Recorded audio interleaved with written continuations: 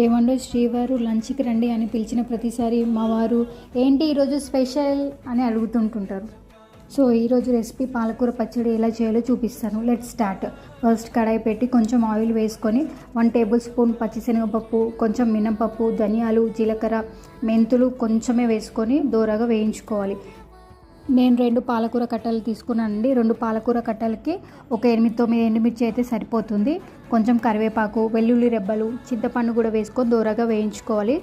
లాస్ట్లో 1 table spoon నువ్వులు కూడా వేసుకొని చిటపట అనిపిస్తే సరిపోతుందండి. ఇప్పుడు వేయించుకున్న వాటిని పక్కన పెట్టుకొని అదే కడాయిలో కొంచెం ఆయిల్ వేసుకొని మనం ముందే కడిగి పెట్టుకున్న పాలకూర కట్టలను కూడా వేసుకొని పాలకూరలో వాటర్ అంతా బయటకు వచ్చేంత వరకు మూత పెట్టి కొద్దిసేపు ఉడికించుకోవాలి.